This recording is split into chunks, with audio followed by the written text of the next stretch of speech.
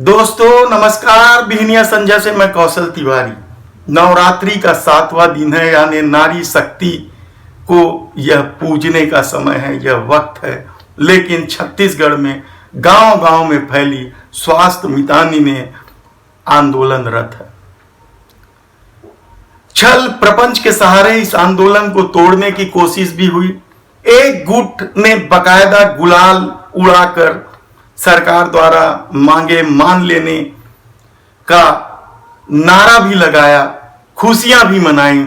लेकिन आज भी धरना स्थल बूढ़ा तालाब रायपुर में हजारों की संख्या में स्वास्थ्य मितानी ने अपनी मांगों को लेकर इस चिलचिलाती धूप में इस नारी पूजन शक्ति पूजन काल नवरात्र में भी यदि धरना स्थल पर बैठे हैं, खाना खा रहे हैं, अपने बच्चों के साथ सो रहे हैं, तो फिर सत्ता की संवेदनशीलता पर सवाल क्यों नहीं उठाना चाहिए।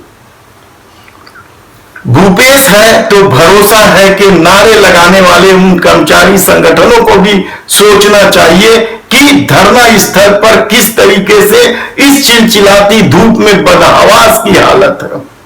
वनकर्मी आंदोलनरत हैं, स्कूली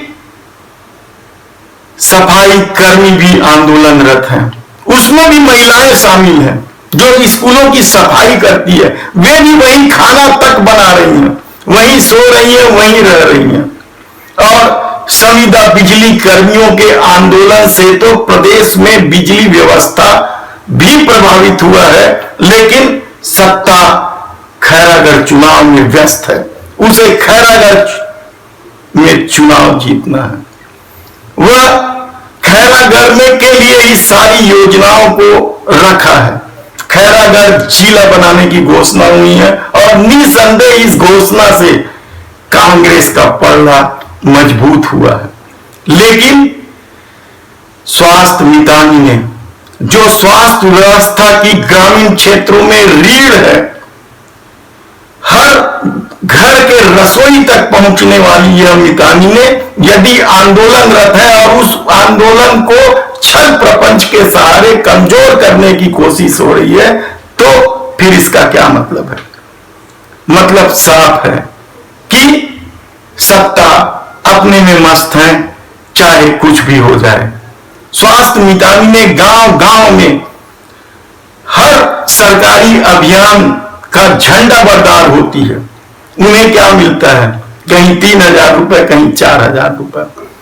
कोरोना जैसी भीषण महामारी में बगैर हिचके बगैर डरे लोगों की सेवा में जुटी मितानियों का कहना है कि यह सरकार यानी भूपेश बघेल और टीएस बाबा जब सत्ता में नहीं थे तो उनके हर आंदोलन का समर्थन करते थे, उनके मांगों को जायज ठहराते थे और कहा करते थे कि सत्ता में आने के बाद वे उनकी मांगे पूरी कर देंगे। लेकिन 3 साल बीत गए। 3 साल बाद भी जब कुछ नहीं हुआ तो वे आंदोलन करने मजबूर हो गए और इस चिलचिलाती गर्मी में धूप में वे धरना दे रहे हैं, प्रदर्शन कर रहे हैं, वहीं रात गुजार रहे हैं। मितानियों ने साफ कहा कि उनका आंदोलन करना ध्येय नहीं है और आज भी वे गाए बगाए ग्रामीण क्षेत्र में आने वाली महिलाओं की तकलीफों को किसी न किसी तरीके से आंदोलन के दौरान भी दूर करने की कोशिश करती है। वे भूपेश सरकार के वादों पर यकीन कर आंदोलन नहीं कर रही थी। इससे पहले वे 2018 में आंदोलन की थी। 2018 के बाद अब आज वे आंदोलन कर रहे हैं क्योंकि सत्ता ने अपना वादा नहीं निभाया, उनकी बातें नहीं सुनी और मितानों की तकलीफ बढ़ते ही जा रही है। संविदा कर्मी भी पिछले 29 दिनों से धरना स्थल पर बैठे हैं। वे अर्धनग्न प्रदर्शन कर चुके हैं, कफन ओढ़ चुके हैं, भीख मांग चुके हैं, लेकिन शासन का कोई प्रतिनिधि मंडल उनसे मिलने तैयार नहीं है। उल्टा कलेक्टर आदेश करते हैं कि हट जाएं, धरना आपका गलत है, आपको हटा दिया जाएगा, आपके खिलाफ कार्रवाई की जाएगी। लेकिन 7 दिन पहले यह पत्र जारी होने के बाद भी संविदा बिजली कर्मी अपने आंदोलन की धार को बनाए हुए हैं। वे आर पार की लड़ाई के मूड में, आर पार की लड़ाई के मूड में तो वन कर्मचारी भी हैं।